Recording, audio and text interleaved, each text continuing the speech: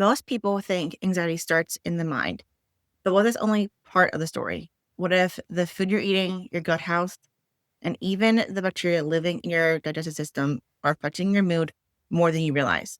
Today, I'm joined by therapist and functional nutrition specialist Dani Tschudy, and we're diving into the surprising connection between your gut and your mental health and why healing anxiety may require looking beyond the brain. Hi, everyone, and welcome back to the Lunar Counseling Podcast. I'm your host, Kiara Brown, an LPC EMDR certified therapist, certified hypnotherapist, and the owner of Lunar Counseling. This podcast is a space for grounded, real conversations with therapists, healers, and guides, and the deeper layers of mental health, trauma, embodiment, and what it truly means to heal in an integrated, stable way. Today, I am so happy to welcome Dani to the podcast. Dani is a licensed sexual counselor with over 14 years of experience in the mental health field, and she also brings a unique background in functional nutrition into her work. Her approach blends evidence-based therapy with nutrition and lifestyle strategies, supporting both mental and physical well-being in a way that feels practical, holistic, and sustainable.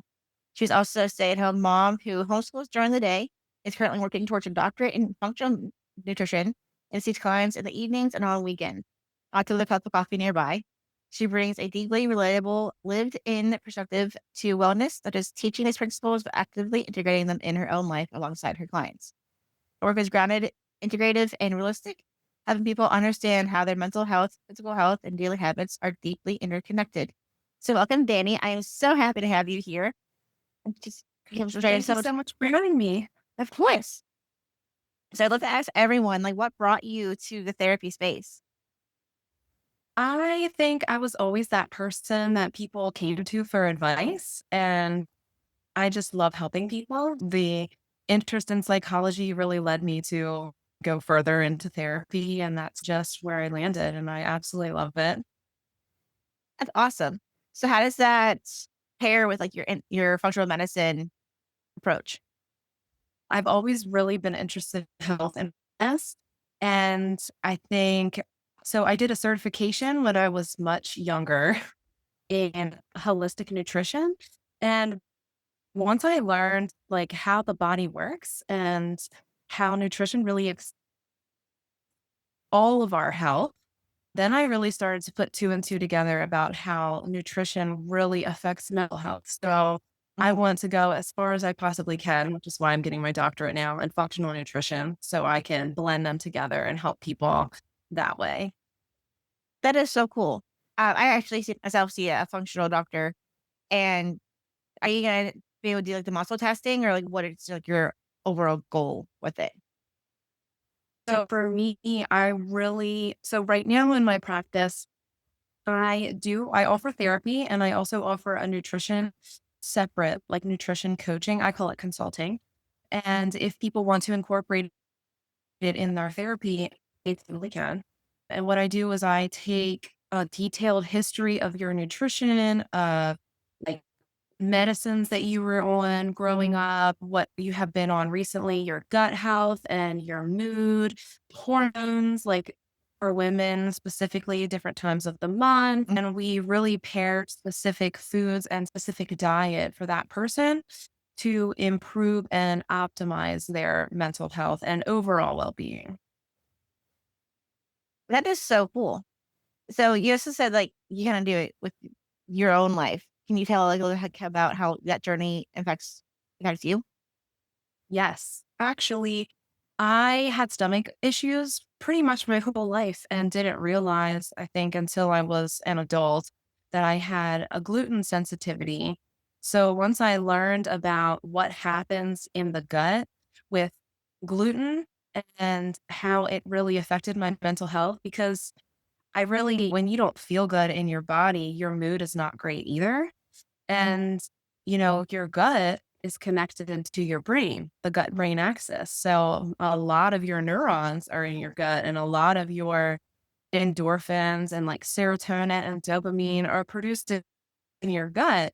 And your diet directly affects that. What I found in myself is that when I changed my diet, my mood and my outlook on life completely changed. And I want everyone to know that. I want everyone to experience that. Yeah, that is so true. And I've had issues with that with myself, with like my diet, like dealing with my own hormonal issues and like changing things and like getting things cleaned up. And obviously, I still have like work to do on it because kicking that sugar is sometimes the hardest thing to do. It really is. But it definitely, lately, if I eat anything like really sugary, I get like an instant migraine and then I turn into a complete witch with a bee. And it's so crazy. You're right. If you clean up your diet, like your mood that drastically changes. And like Yeah. depression and the anxiety, like serotonin, norepinephrine, and all those things like, are directly tied to those neurotransmitters so often. Yes, absolutely. And I see it so much in my clients that when they change their diet, they're like, oh my gosh, like I'm in a good mood. Or I woke up this morning and I didn't have anxiety about going to work. And it's, wow, that's great. Like we didn't realize that was even a thing until you experience it yourself. Yeah, it is crazy. I have another friend of mine that she's doing kind of functional medicine and she's paired with a company that will do like a hair sample to see what Mhm. they're deficient in, like with vitamin wise. I get offer anything like that once you get your doctorate. I would absolutely love to. But my doctorate is a doctor of science in functional nutrition.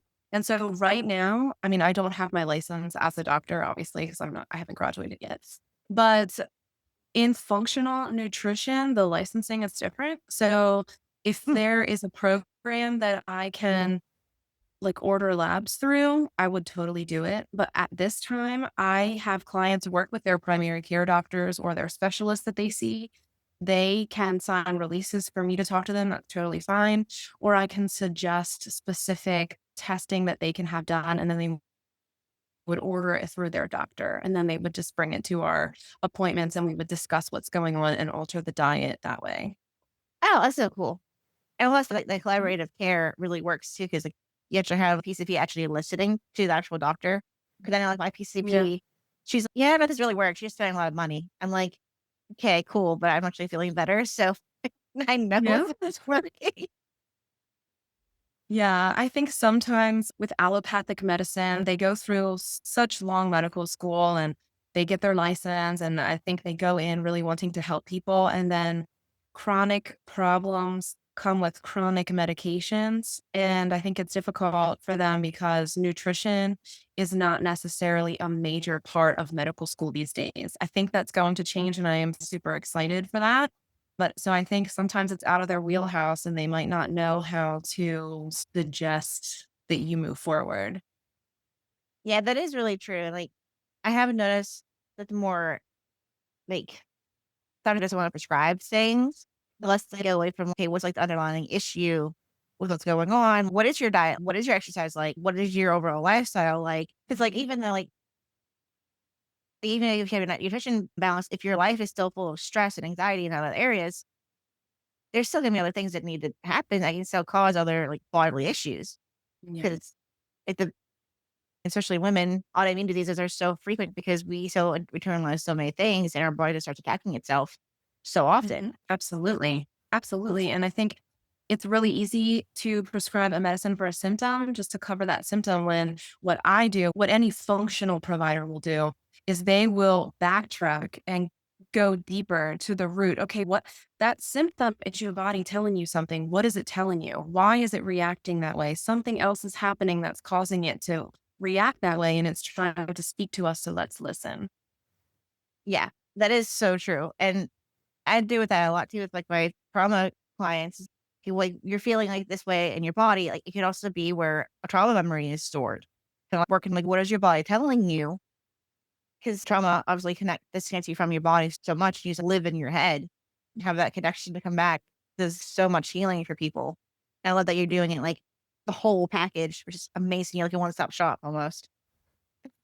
Yes, that's my goal only because I felt such a strong connection to it when it happened for me. I want to share that with everyone. You don't even understand how great this is. Please come and let me help you. That's how I feel.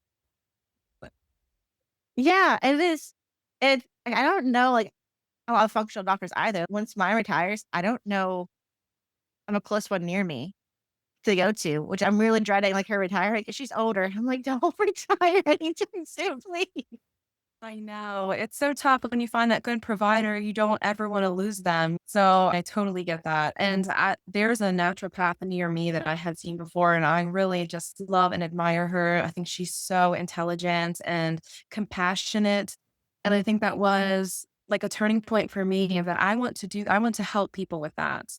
And because I am telehealth, for therapy, I can offer services to anyone in Pennsylvania. But for the nutrition aspect, it's nationwide. If you have internet connection and you have an issue, feel free to see me because I would love to work with you. And that's my Yeah. goal is to just provide this care to anyone who is in need.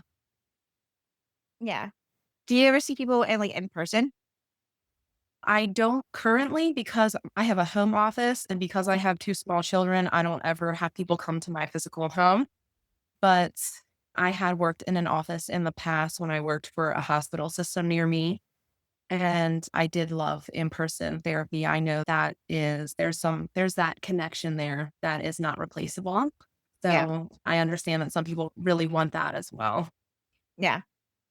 I'm sure to telehealth too. So I know that feeling just sometimes you do most the in-person thing, but also that right now my dad is watching my daughter. We're doing this Right. it's nice. Yeah. Although how so on that no, you have a full-time job, you're a stay-at-home mom, which is also a full-time job, and you're going to school full-time to get your doctorate, Yeah. which that's a lot on your plate. So how Yeah. are you balancing that and taking care of yourself at the same time? Yeah, that's a good question. I think for me, so my job is because it's a private practice, I can work whatever hours I need to for myself. So I started my practice so I could pay for my doctorate. That was my goal. I wanted to do this and I want to incorporate it in my practice. So I'm going to help people while I help myself. So those go together. But I'm a mother first always. So during the day, I will homeschool my kids and we'll spend time together. They will play. They're 6 and 4, so they entertain themselves really well now. And then and I will be able to get some schoolwork done here and there during the day, and I'll see clients at night or on the weekends. It is a really tough to let go of that anxiety when I'm spending time with my kids. I want to be present and not think about the assignment I have due, right? Or Right. the client that I have this evening, or am I going to have time to spend time with my husband? I don't want him to feel like he's off to the side and not important. It takes work. Yeah. And that's definitely a lot. And it sounds like you have a system down. And my kids are kind of similar. I mine they're 5 and 3. So it's I know that age range really well because I'm in it too. Yeah. Yeah. So if you don't mind me asking that, what college are you university really since you're getting a doctorate? Are you going to for your degree? So I am doing it through a college called Kingdom College of Natural Health because it is a functional program. I had a really hard time like big name schools in the area. So I live near like Millersville University and Towson University. I'm close to the Maryland, Pennsylvania line. Mm, And I had a difficult time finding schools. One, I would need something that's online, right? Which a lot of places offer now. Ever since COVID, a lot of facilities will offer online everything because they realized, oh, we can do this. So I needed a program that was completely online. And this one just really struck a chord with me because all of the classes, I was like, oh my gosh, this is it. I'm interested in this. I can't wait to do this class. This makes so much sense to me. And when you're getting into a functional program, you want a program that really understands that underlying every part of the body is connected. There is nothing that is happening by accident. It's your body speaking to you. And when I found this holistic school, I realized that this was the one for me. that is amazing. I'm just I just see how happy that makes you in your voice, and that's just amazing because not everyone has the experience with a doctoral program. I have some friends where they got their doctorate in psychology and they had really awful experiences in the doctoral program, and that is just awful. Because you're in there Mhm. for 5 years plus your dissertation, and then you have professors that are making your life miserable, and for 5 years, your life is miserable. And Yeah. once you transfer schools, which is super hard to do at a doctoral level, I feel like. Yeah. And Yeah, it's almost like you just have to stick it out. Once you pick the one, it's gotta be the right one because it's difficult to move back and forth if you need to change. And I got my master's degree at Walden University, which is a K-Prep accredited online college, and it was completely virtual. I loved it. I worked full-time at a hospital, and they helped pay for my education, and so when I realized that I could do it all online, I was like, "Oh, I'm never going back to physical school. This is for me because I am on top of myself, and I'll get my stuff done, and I could work, and I could just make it work." So I think if you know your learning style, like, you know yourself, so roll with it. yeah, that is so true. So when you were at the hospital, what was your role at the hospital? So I started gosh, I was like 21. I'm 35 now for reference. So I worked as a tech on an inpatient psychiatric unit, Mm. and I absolutely loved it. It gave me so much experience in so many different, like, areas of psychology. And then I worked there while I was getting my master's, and as soon as I graduated, I became a therapist there on the psych unit, and then Oh, I wow. alternated back and forth between their outpatient clinic and their inpatient psych unit before I had my son, and then my husband and I decided that I was gonna stay home with him, but I loved that experience, and I will never regret that because it gave me so much experience, and now I'm able to really have an informed practice because of everything I learned when I worked there, so I'm definitely grateful for that. Oh, yeah, like, inpatient aside, like, that's, like, trial by fire more, like, yeah, more than, like, human mental health, I feel like, because like, you're dealing with the acute of the acute in those Yes. places. Oh, yes, there were some experiences, like, definitely thinking back, I'm like, "Oh my goodness, it could have been, like, so bad." I'm so glad that I wasn't physically harmed Yeah. to some extent. It was definitely an experience. Yeah, like, I haven't done, like, inpatient in that respect, but I worked, like, group homes, and I've Mhm, had kids, like, come up and assault me, and, mhm. like, whenever like, you would think the kids wouldn't hurt you, but, like, whenever they get that adrenaline going, like, they're freakishly strong, and it's, Yes. like, scary. Yes, it is. You really learn a lot about what the body's capable of when you're experiencing different emotions. Yeah, and oh my gosh, and then having to do the restraints. Did you ever have to do the restraints at the hospital? Yes, we did. We had seclusion rooms and we try not to use restraints if that in itself is a restraint, but we try not to use physical restraints inside the seclusion room unless they were a danger to themselves and gonna hurt themselves in the room. Yeah. But yeah, really, it's just about keeping everyone safe. Yeah, it really is. So, like, with all the things that you've experienced, all the things that you learned, like, what's your preferred population that you love to work with the most? I've always worked with adults. Before I worked in the hospital, I worked with individuals who have developmental disabilities or just like neurodivergence. So, those with autism or those with Down syndrome. And but they were always adults. So I think with every single population I've worked with, it's always been adults, and I'm definitely comfortable with it.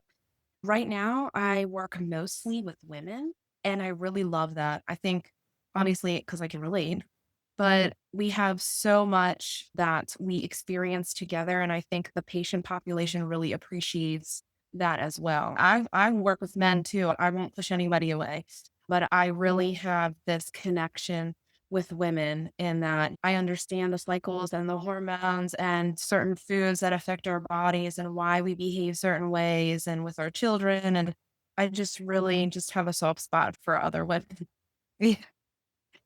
I mean, that is so true though, and it's also because just so many start, like, getting older, like, I'm in my 30s as well, like, our bodies start changing, like, especially post-kids, like, our hormones are still out of I feel like out of whack forever after we have kids, and, like, all of these things, like, pile on, and sometimes talking to a guy, but they're like, "Yeah, I don't know what you mean." Like, this makes no sense to me. Yeah, they're totally different. Their bodies are so different than ours. Yeah, and it's just it can get really annoying too, it's like whenever, "Okay, I'm dealing with X, Y, and Z, and we're hormones are doing X, Y, and Z, and you do ABC," and it's, like, really making me upset. Stop doing it. Sure. And they're like, this is not a big deal." I'm like, "I just told you why I'm upset. Yeah. Listen." Like, just Yes. do this thing.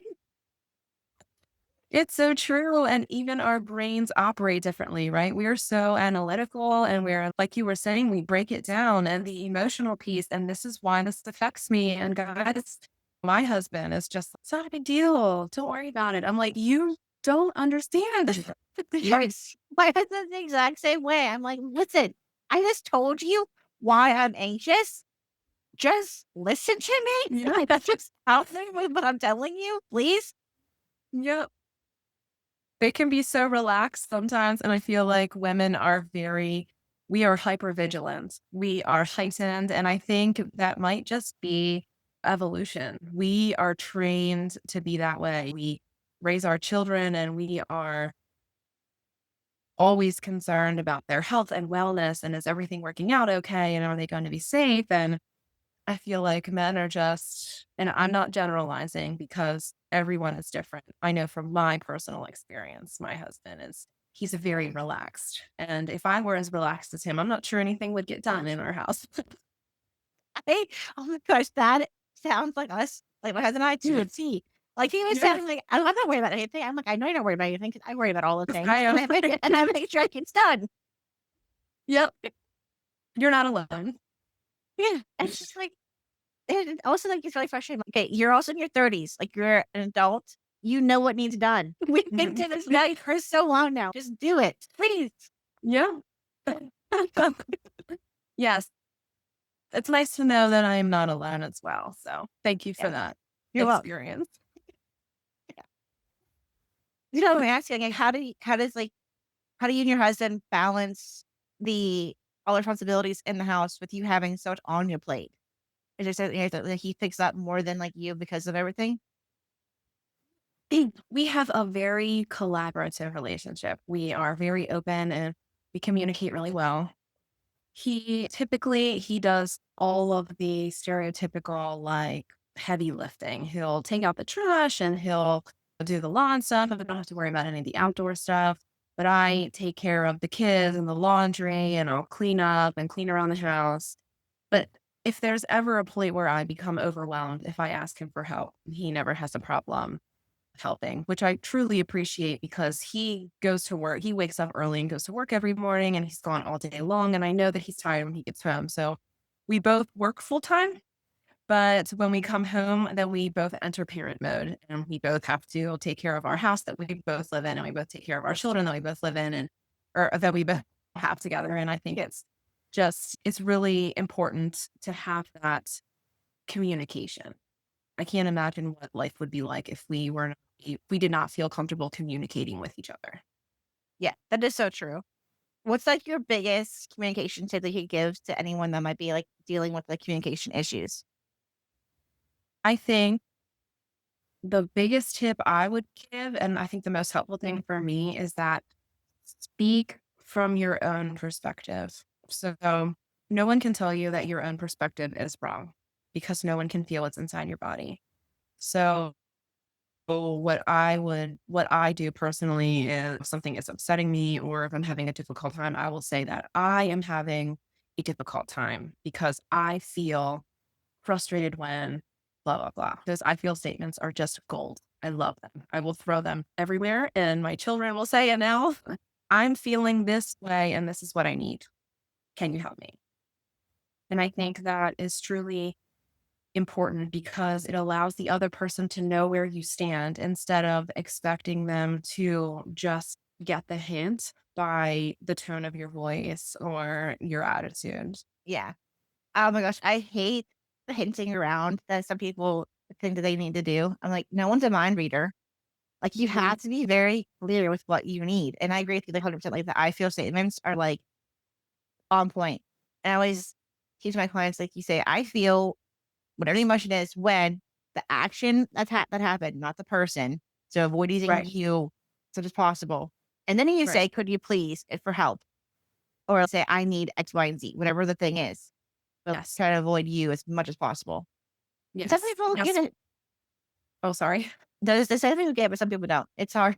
It's hard sometimes. It is hard. And I think it's funny because when I used to teach this in groups on the unit, it was very easy for people to be like placing that blame. Like, you didn't do this or you are blah, blah, blah. And it's like, oh, you don't throw that you word around. It's I feel frustrated because the laundry's not done, even though I clearly asked for help. Or I'm feeling overwhelmed because I'm overstimulated with all the noise. Allowing the other person to just know where you stand is important without placing that blame. There's something wrong with the other person because then they will become defensive and Yeah. then it will become an argument. Yes. 100%. That's how I explain to people too. I love kind of like a castle analogies. Like you both have your own castles. When you use the I feel statements, both your door bridges are open. You guys to move back and forth really well. Once the E comes up, the door bridges are up. No one's talking and everyone's shooting arrows. Yes, absolutely. And I think it's really easy for people to stonewall at that point, which kind of goes along with your castle analogy. Yeah. It's easy to shut down and just be like, whatever, it's not worth it, and just blow it off and ignore the person. But the problem doesn't go away. That problem sits and that tension hangs between you. And then that increases tension. And if you have children, they pick up on that. Yeah. They can really feel it. Yeah, and it's so true. Like kids are so intuitive, and so my parents are like, no, they don't hear us fighting. Like they might not hear you fighting, but they sense it. They don't have to Mhm. hear it to know something's going on. And then they look at me like, no, they don't. I'm like, yeah, they do. Kids Mhm. have to be intuitive for protection. It is evolutionary in their how we evolved as humans to be able to pick up on these cues as babies to survive. So yes, kids know these things. Absolutely. And part of my like woo woo ness is they can feel that energy, right? Our bodies give off an energy. And so if you are an intuitive person, you can be around someone that you know and just automatically feel that something's off. There's something different about you. What's going on? Your face, everything comes into play. Your facial expressions are a little different. You're not smiling the way you normally would. The tone of voice is different. Your posture is different. And I can feel that on you. And kids, they do pick that up because you're right. They are so intuitive and they have developed to be that way, right? They rely Yeah. on us. We are their safe space. So they know us very well. Yeah. And it's so true. So actually speaking of the woo woo stuff, do you bring in other like spirituality pieces or integrative pieces with your work? Sometimes I do, and I will if it's requested. So I don't advertise this and I don't pull it in unless somebody is looking for it, but I am a Reiki master as well. And that was something I dabbled in, like, in the past. It really worked well with just the therapy stuff, and I had a lot of people who were looking for that energy work and really wanted to learn more about the chakras and blockages and things like that. And so I have that knowledge, but I use it all together. I don't necessarily say you can have just a Reiki session and you just have a therapy session and you are just a nutrition session. It's if you want to incorporate stuff, we can work it all in. They have to want it. I'm not going to impose any of my beliefs or anything on anyone because I don't think that's how good care works. Yeah, but I think that's really cool though, because like with the Reiki piece, like, you can definitely, like, really intuit and feel where the blockage with, like, the nutrition piece and be like, "Okay, so, like, this is it's cleared out here with the Reiki, have you, like, balance it yourself with the nutrition, and then we'll work together as in the therapy sessions to really get to the thoughts behind these Mhm. things, clear things out," which is so cool. You really are, like, an all-in-one stop. It is amazing. I just really am what I'm interested in is I'm super passionate about it. So I want to learn everything that I can learn about the things that I'm interested in. And if they connect, that's awesome. And what I have found is that they do because the body is all connected. Everything Yeah. is one. It is literally a holistic practice because the body is a whole. Yes. Oh my gosh, I love that, and, like, every time I have so many friends that are doing, like, the nutrition piece, I'm like, "I so wanna do it myself," but it is an expensive process. It is. It really is. And I think I did it in steps. I was really interested, so I got, like, this certification in holistic nutrition, and then I worked with that for a while, and when I worked for the hospital system, I would incorporate that into my therapy sessions, which they allowed because I had that certification. And then I went on my own, I was like, "This is such a bigger piece, like, I really want to invest." And I had my son at 6 now. I had all that time and I just started my doctorate last year. So I had to really work it up and say, okay, I'm going to start my practice. I'm going to make some money and I'm going to put myself through the school because this is what I want to do. And if there's a will, there's a way. If you really want something, you will make it happen. Yeah. That is so true, like, for so many things that I'm like, that's so impressive too, like, you're like, "I'm gonna make sure I can pay for all this out of pocket and, like, not worry about loans," which is amazing because loans are crazy. Yes. They are, yes, and it's funny because my husband is actually in banking, so, like, he knows all about the ins and outs of that. I'm like, "I don't want that. I don't want any loans. I don't want any interest payments. I don't wanna have to worry about that stuff. I wanna be able to take care of myself," and it took a long time. I'm mid-30s. Some people feel like they're too old to learn, but you are never too old to learn. Yeah, yeah. Plus, like, in this field, we're lifetime learners because we have to be. So, like, the old mentality, I don't feel like fits in this field because if we're alive and we're practicing, we have to learn because things constantly are changing and, like, the world is changing and there's ethics and all the things that come into play but, Yes. oh my gosh, that's so cool. I'm just like like, love picking your brain. Actually, so I have another pick your brain question. What is the biggest commonality that you found with, like, nutrition and mental health? Like, what's, like, the biggest, like, red flags that you've noticed? So, what I have learned I think is how important the gut is. I think there's so many people who have stomach issues. They have IBS and SIBO and Crohn's disease and ulcerative colitis. And I feel like these things are just becoming so incredibly common. Celiacs, gluten intolerance, even just other regular skin conditions like hives or rashes. All of that is related to your gut. And the food that you put into your body activates the gut brain axis. And I think most people don't understand that there's more neurons in your gut than there are in your brain, right? We would never think that, but there are. So, what you eat directly affects your mood, the way you process information, that brain fog, that adrenal fatigue where you're getting really tired at the end, like at 3 in the afternoon, and you feel like you need a nap. And that's when people start chugging coffee and energy drinks and stuff just to make it through the day. And like your brain is responding to what we put into our bodies. And so I think that that is the biggest connection is that what you put into your body and the status of your gut affects your brain and your thoughts and how you perform. That is really yeah, that's so cool. So, actually, on that vein, like, with the gut biome piece, I'm sure you see this on social media, like, all of the things, like, clean out your gut biome, like, all these different miracle cures. Have you found anything that you feel is, yes, like, this would be, like, a really cool thing to do, or would you steer away from those things?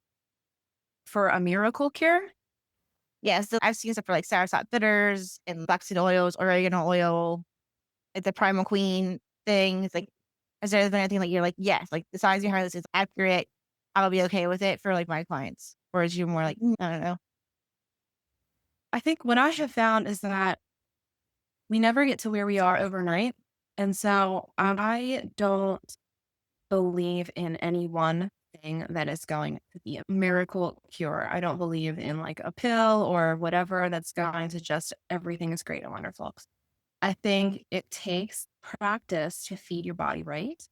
And the biggest thing, if there's one major thing, the biggest thing that is going to help you, your gut and your brain is fiber.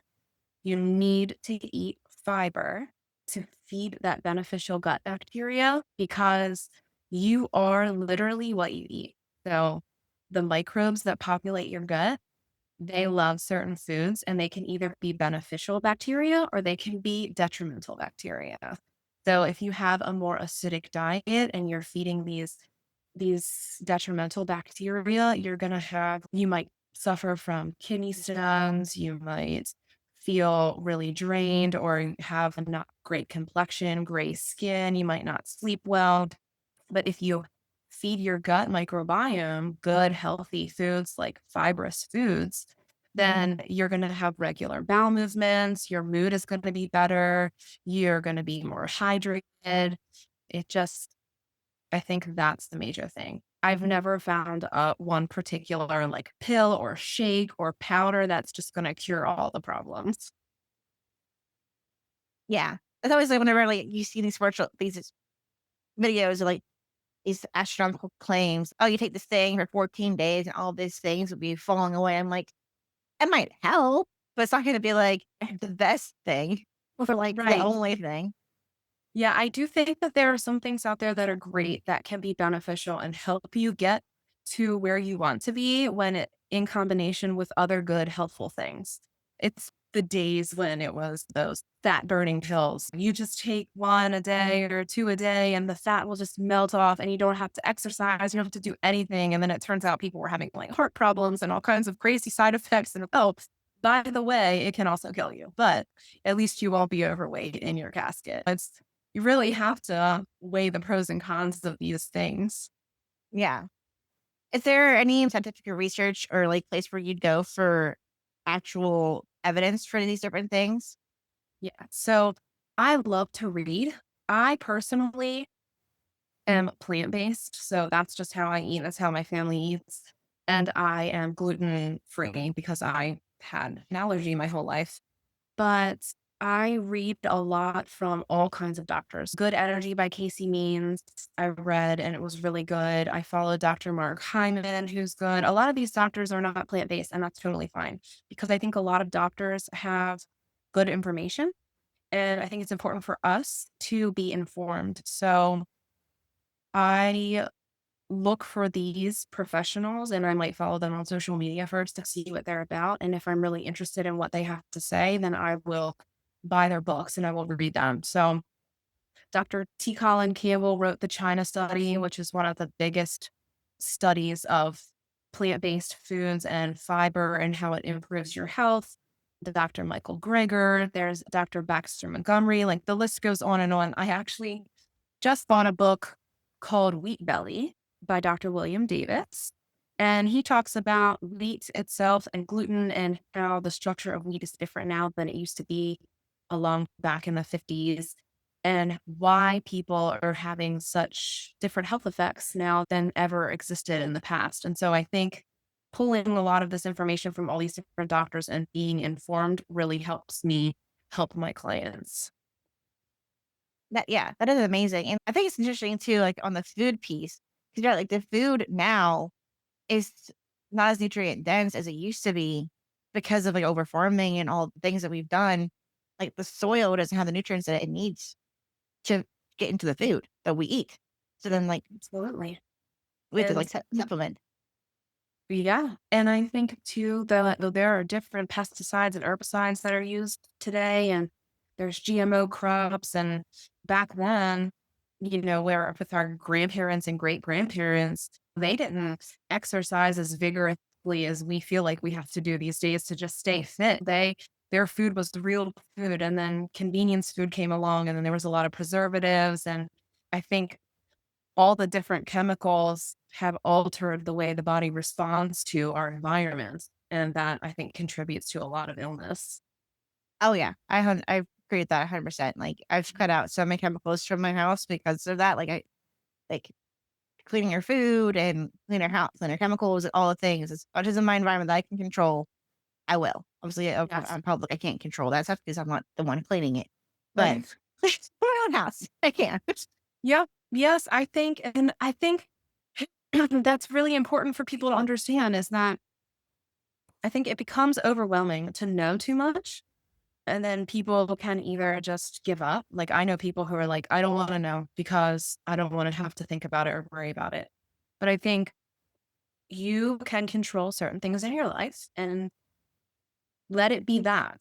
If you can control your own environment, your own house, the food that you eat, if you're going to eat food dyes or not, if you're going to eat pesticides or not, all that changes your body. If you're out in public and you can't control that, fine.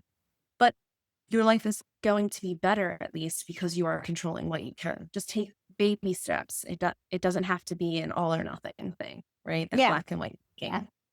yeah. Yeah, I agree. That's 100% too. There's some people that are like, I can't be perfect everywhere. That it's not worth it to do it all. I'm like, Right. no, like everything in life is about choice and controlling what we can control. is so important Yes. and helps make our lives so much better. And like the food that we eat, the chemicals that we use in our house, all the things are like it all plays a role in everything that we do. Yeah, absolutely. And all it takes is that one little step. It might be that you're changing your shampoo or the makeup product, or you're going to try and buy organic if and when you can. I get it. It's expensive and it might not be easy to find. And you don't want to go to 7 different stores to find all the things you need for the week. Do it where you can, right? If you find organic foods and you can afford it and you want to try it, do it. If not, wash them really well. Use that vinegar water solution or the baking soda water solution. Rinse your food really well and make sure it's clean and do the best that you can, because in the end, none of us are getting out of this alive. You just want to have the most pleasant and healthy and happy experience while you're here. Yeah, that is so true. I love that saying. We're not going to have here alive. Just live the best that you can while you're Yeah. here. Yeah. And one thing I've had someone say to me, and I took it too, is if you don't make time for your health now, then your body will make time for your illness. And it's like not one way or another, you're going to take time for something. Yes, I agree. And I think that's a common one. I actually think about that all the time. It's funny that you said that exact quote because that's exactly how I think. I have a lot of people in my life who have been suffering from chronic illnesses, or maybe just realize that they have a detrimental health issue that is not easily reversible in a day or two, right? It takes years to get to be a certain place, and it can take just that same amount of time to reverse it. So I think, yeah, it might be expensive to buy the healthy products or buy the organic flour or what make your own bread at home. But, that couple extra dollars here and there over time may really be worth it instead of paying hundreds of thousands of dollars in medical bills later or insurance premiums or whatever later when you're older and don't have a steady income. I think all of that matters, and it's that mindset shift is important. Yeah, it is so important. And yeah, I just think, I think too, like more people are being more aware too of like how much nutrition affects everything. And I said that gets to like the companies so that prices could be a little bit more affordable so everyone can get the things, the additional food that we all desperately need. Yeah. And but I'm not gonna get political, that's all I'm gonna say. Like things just need to get Yeah. easier as No, I before. understand. Yeah, it's tough. It really is. I think everybody, I trust that everyone is genuinely trying to do the best for their family. And that's how I try to view it. And I read a lot and I love being educated and I love learning. And so I'm always willing to share my views and my information with people, but I don't ever want anyone to feel like they are being pressured to believe what I believe. So, like I said, I'm plant based. When I help my clients, I don't tell them that they need to be plant based or I'm not going to work with them. If you want to eat chicken or you want to eat fish, that is totally your prerogative. Let's talk about the best way to do that. Let's talk about the healthiest alternatives for you. And I think that giving everybody a little bit of leeway is important because it's really easy for us to say, if you don't agree with me, you're wrong and I don't want to talk to you. And that's not really any way to have a healthy conversation with anyone. Yeah. That's so true. I love like the thing like we can agree to disagree on certain things and having an adult conversation about all this stuff is so important. And because it's the only way like ideas can actually get going and like change can happen is if you have two people with opposing ideas coming together and creating something that works for both sides. That's how things can change. Yeah, absolutely. And just thinking about like when I was growing up, my family is Italian American. My mom was not born in America. She was born in Italy. So like growing up, I ate meat, I ate dairy, I ate all of the junk foods and the food dyes and all the things because nobody knew then that it was really that big of a deal. And I would have never believed anyone who told me otherwise because I enjoy this stuff. But then as I grew and changed and was able to acknowledge other perspectives, I was able to think for myself and say, you know what, that kind of does make sense. Or, oh, now I understand why I'm feeling this way. And I think that just having an open mind to all information is helpful because then you can decide what you believe and what you acknowledge to be true. Yeah. Dan, this has been an amazing conversation. Thank you so much for joining me today. Before we wrap up, are there any other tips or tricks that you'd want to leave people with? I think we covered it just in that to keep an open mind and to be open and honest with yourself and with the important people in your life when it comes to your health and wellness, but also communication and your relationships with other people. I am so incredibly grateful for this experience. Thank you so much for having me on your podcast. And Yeah. I'm really excited just to follow your podcasts more closely. Thank you so much. You're welcome. One last question. How do you prefer people to find you to get in touch with you? I mean, they can always email me. My email is nourish.bloom@outlook.com. And they can always go to my website, which is Nourish and Bloom. It's long and it's probably, I sent it to you, I think. So you might have it.